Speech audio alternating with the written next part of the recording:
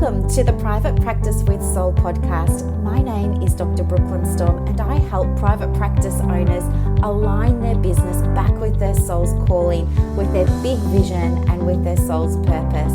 Unlike other private practice coaches, I've traveled the world in search of spiritual resources, spiritual tools, education and information so that you can have the transformation that your soul desires and needs so that you can up-level your business. How much fun is this? I love it so much. Guys, if you're not already a member of the Private Practice Monthly Mentorship Group, please check out the show notes. I would love for you to be there. In the meantime, thank you so much for pushing play today. Let's begin. Happy Wednesday, everybody. Welcome to another episode of the Private Practice with Soul podcast. I am so pleased that you're here. Welcome to all the new subscribers as well. Welcome to the new coaching clients and to the new members of the Private Practice with Soul membership.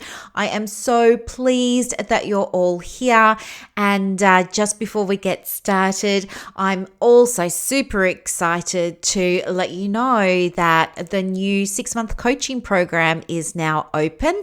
And if you are wanting to take your private practice to the next level, or maybe you're wanting to bring it into greater alignment with your purpose after listening to some of these podcast episodes, then I would love to help you with that. So feel free to book an inquiry conversation with me. I'll put the link in the show notes. But today, I want to talk with you about writing copy for your website. Now, before you leave, this isn't going to be boring, don't worry. I want to help you because, again, this week I've had an opportunity. Well, it's been a great week, actually. It's only Wednesday, and I'm just going to digress for a minute. And it's been so awesome because for some reason I used to do tarot readings for women in private practice. Well, not used to. It was something I played with advertising on my website over Christmas, and it had lots of nibbles and it was lots of fun. But then when I was mapping out how I wanted the year to go and the first 6 months and the first quarter, I just thought maybe I had too many things going on, and so I removed all my tarot reading offers from my website. Anyway, guess what's happened? I've just had an influx of people wanting tarot readings this week. So it's been great because I've had a mix of being able to do coaching with women. I've had a mix of being able to do some presentations in different groups, get the content out for the March module for the Private Practice with Soul class, which is going super well. And do these readings. And I was saying to one of the ladies this morning, hey, how did you find me? Because I'm not advertising them, they're not anywhere. And she said to me, well, actually, I read your last email and it was really great. So then I looked in my inbox for other emails from you, and I just started going through your previous emails and I came across a link, and that's how I found it. So anyway, I should ask everybody else how they've been finding it too. So it's been great because I've been doing, the coaching, the group stuff, and sprinkling of tarot card readings. So I'm just getting to do all this really exciting stuff. But one of the things that's coming up again is this resistance that some women in private practice are having towards writing copy for their website. And this is so important because if you're getting most of your clients through Google, and you're not so much on Facebook and you're not so much on Instagram, like I'm not very much on Instagram at all, then this is going to be super important for you for a number of reasons. Firstly, clients aren't going to be able to find your website if the if the SEO is off. So we absolutely need to teach you how to get on top of the SEO. And the reason for that, so SEO stands for search engine optimization. And what that means is when you go to search for something, you know how the pages come up in a certain order. It's usually a few ads first and then it moves into actual web pages. We want your page to be right up there, on the first page of those search results on Google. And that's not going to happen if you don't know how to optimize the page, number one.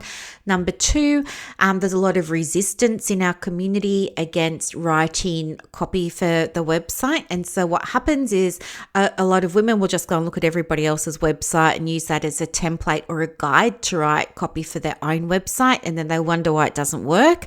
And then number three is they think that they have to do, again, a very mainstream traditional type. If I look at another about page that's somebody's resume, I'm not,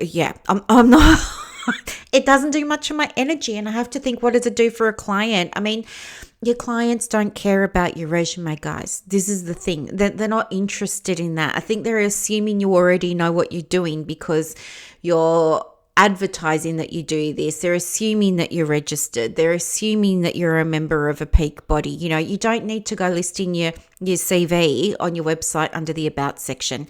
What they are looking for is two things. Number one, somebody visiting your website wants to know, can you fix this problem I've got? Can you take away my pain? Can you make it better? Can you make it go away? Can you solve this? Can you give me a new answer because I've tried everything else and nothing else has worked so far? So they're looking for usually moving away from pain. If it's not moving away from pain, the other motivation is moving them toward pleasure, which is, can you make me feel better? Can you help my life be better? What's possible for me? Can you show me what's possible for me? And when you do that, can you show me the steps to, get and achieve what's possible for me? So they're wanting all of that sort of information. So it's either shifting them away from pleasure, shifting them towards pain.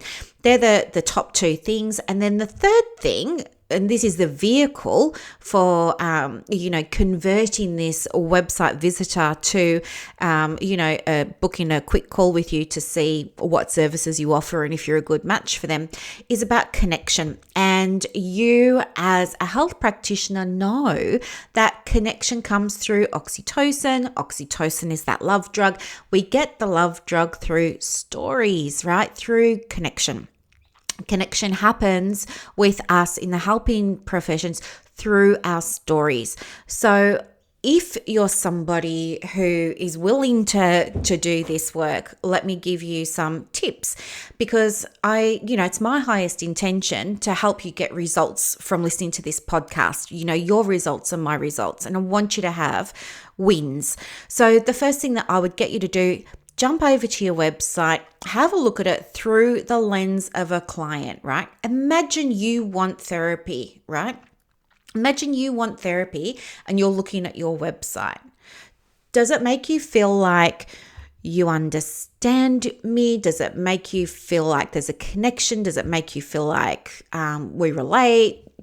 Have a look at it from your client's perspective, because this is the thing. When we're writing our websites, we're very clear in our own mind how we can help, who we can help, why we help them, but we forget to put ourselves in the client's shoes.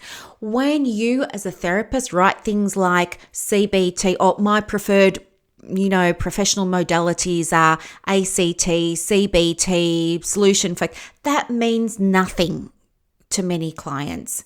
Nothing. That doesn't mean anything. That's like if I go and look at my doctor's website and he's written out the names of all the drugs he likes to prescribe, and that means nothing to me. I just want to know, can he take away my anxiety? Has he got something that can fix this so that I can feel better? And it's the same for your clients. They're less interested in the approaches that you're using. Look, there are always going to be exceptions to the rule. And yes, there will be some clients who are interested, but they can get that information from you in other ways. You want to have meaningful content on that website. And so I would suggest, instead of having an about me that says, Brooklyn is compassionate and empathic and warm and understanding, and everybody says that. If you're a client and you're looking at 10 different therapy websites, I bet you 8 out of those 10 are going to say something like Brooklyn is a compassionate, kind, warm-hearted, gentle, non-judgment, right? It's redundant. Don't waste your time. Don't waste your client's time on that. You can do better. And this is how you're going to do better. You're going to create an origin story. Why? An origin story is going to resonate with that client, resonate with that ideal client, because it's showing a journey. It's showing you've been through your own journey. You've grown, you've overcome an obstacle yourself. There's a reason why you do what you do. And it makes you more personable. It reduces the us and them. It makes you feel like we're in this together. It makes a client feel like already there's a relationship there. And it makes that client feel like you get it because you've been through something yourself. Now, when you're writing your origin story, yes, there are lots of formulas that you can look at online to get ideas for how you might do that. But remember that those ideas are more around HR and management and corporate stuff. They're not going to necessarily work for you in private practice because they're not geared toward a private practice audience. So let me tell you, a few steps that I use that can help you write your very own origin story so that you can put it front and center, slap bang on your landing page, on your homepage. So it's the first thing clients see. First of all, you want to really connect in with a few things like your values, right? And really dive deeply, allow yourself, the other podcasts I've done on this, so I won't belabor the point, but really do that inner work and dive really deeply and listen to your soul in terms of what your true values really are. And they might be different to what you are conscious of, like you might think, oh, well, warmth and compassion and this and that. But when you dive more deeply into it, you'll be surprised what comes up from that soul space. So number one, understand what your values are. And then number two, think about a story that you can share that highlights one of those values, right? And so, for example, I wrote about my value being of transformation and a willingness to change and things like that, being proactive and preventative. So that's what my origin story is about. My origin story talks about my own dark night of the soul with what was happening in my profession a few years ago, how it affected me, how it affected me energetically, emotionally, spiritually, as a woman, or all of that sort of stuff. And then it talks a client through how I overcame that and why I came to do what I'm doing today and why I love it and why I feel energized by my work. And it's through that origin story that other women in private practice feel connected to me because they say, hey, that's almost my story. It's like you're inside my mind. It's like you're inside my head, Brooklyn. Like, I want to talk about the spiritual stuff too, but I'm also afraid that I'm going to get ridiculed and picked on and trolled and all of this by colleagues and by other members of the profession. And so it was really helpful to see how you went through that, how you handled it, and how you came out the other side, because that gives me hope that it's possible for me too. And so, yes, I want to connect in with you more because I want to see how you did it and learn from you so that I can embody my authentic self and live in my truth, not only in my personal life, but in my practice. Do you see what I mean? Like, I'm just giving you an example there from my origin story, but you would write your own. So maybe, and you don't have to go too vulnerable with this, of course, you don't. This is not an invitation for you to overshare, but it is an invitation for you to show a client why this is a value, right? And how did you come to know it was a value? Because often we our values and our beliefs live in that subconscious mind. We're not operating through our beliefs 24/7. It's usually when something happens in our practice or in the world around us that really conflicts with that belief, that boom, it comes up to the surface and we say things like, that's not fair. So we have this belief around justice, or we say this shouldn't happen. And so we have beliefs around right and wrong, or we have beliefs around, compassion and authenticity and things like that. So think about what your values are. Choose one. Think about why it is a value. Think about a time when this value was raised or, came up or was brought into question or something like that. And then talk about how you got through it, how you got over it. I know, statistically, the last ABS report was saying something like 4 out of every 5 Australians gets diagnosed with anxiety at some point in their lifetime. So it's pretty much a safe bet to talk about if you've had a period of anxiety.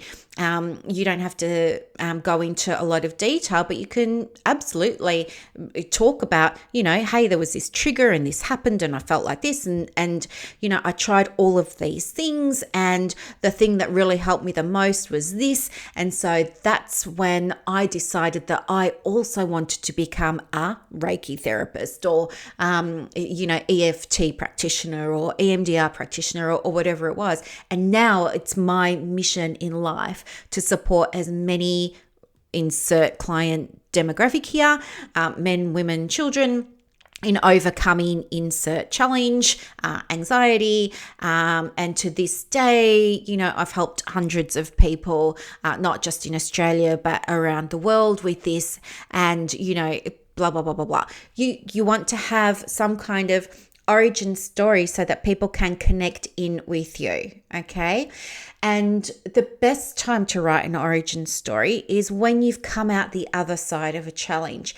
You don't want to write when you're in the throes of a dark night of the soul because you're like very emotional and you haven't processed everything and there hasn't been a resolution yet. So that's not it's not a complete journey. You're kind of taking the client from point A into the thick of it and then left them there. So that's not where you want them to be. You want them to say, oh, look, it was a sunny day and then the rain came out and this is what I did. And then it turned back into a sunny day again.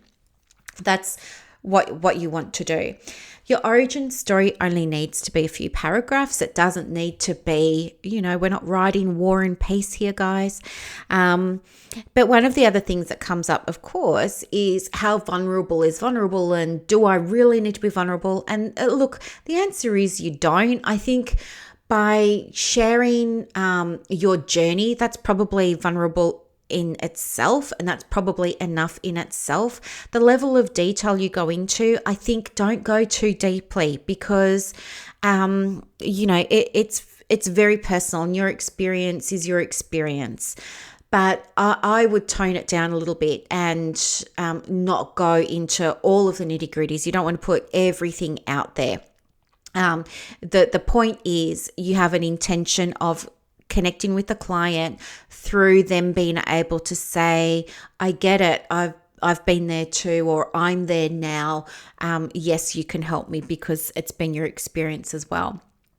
And here's the other thing. Sometimes when we're writing the content for our website and the copy for our website, we don't want to really take a stand. And I know this because some of the women in my groups and that I work with say, well, I'm identifying more with a spiritual side, but I'm scared, I'm nervous. Like, what if I start posting about this is my truth and people hate it, or they don't like me, or they leave negative comments and things like that. So what I want you to know is that sharing your truth is the way that you're going to call in the right clients for you, number one.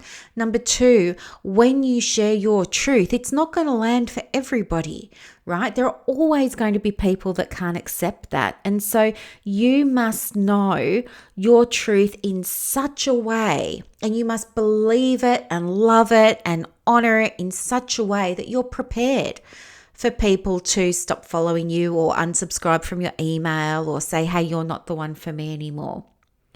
When you start to be more visible and you start to be more open and verbal and vocal about your, deeply sacred truth, you have to be prepared so well that when you're criticized, you just don't waver in that truth, right? It's what you believe. It's what you know in your heart to be true. It's what you believe.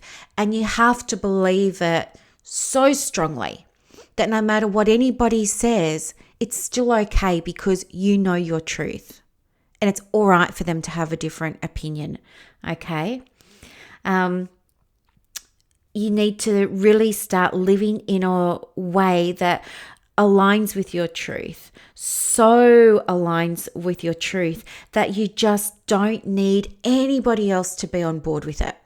If they do, it's a bonus, right? If they're totally on board with our truth or with your truth, that's amazing. And they're going to be your dream clients.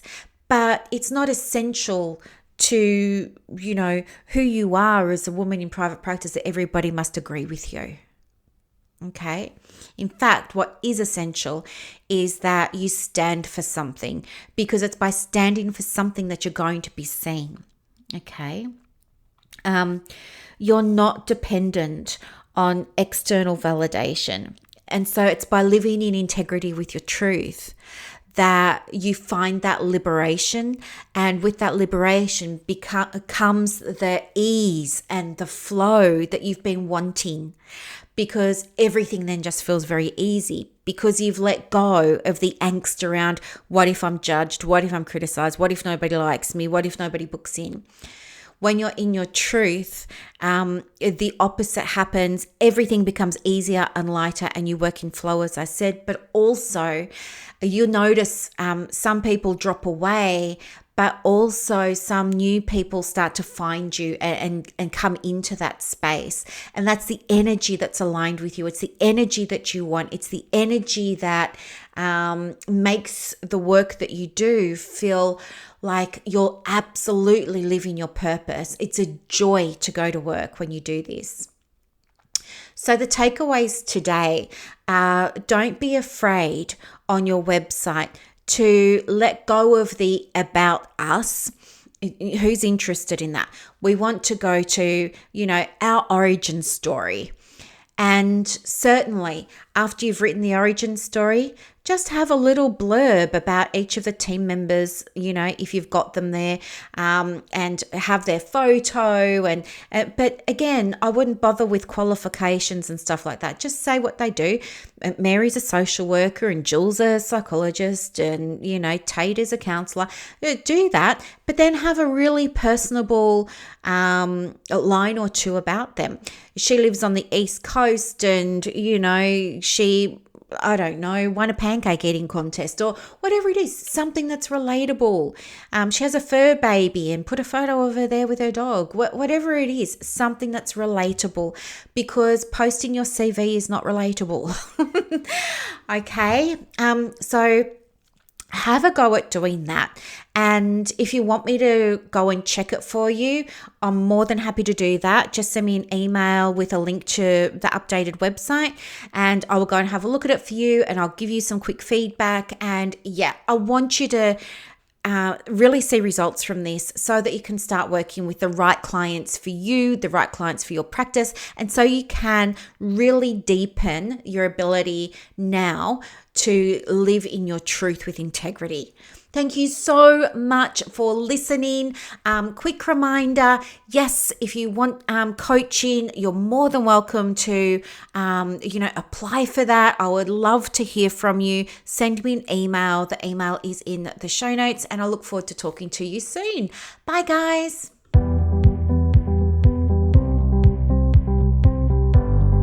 Thank you so much for listening to this episode of the Private Practice with Soul podcast today. If you're looking for clarity, if you need help with branding, your processes, and bringing everything into alignment with your soul's purpose for your private practice, head to the show notes and click the link for more information about the Private Practice Monthly Mentorship Group. You are going to love it. I can't wait to see you in there. Thanks so much for listening. Bye.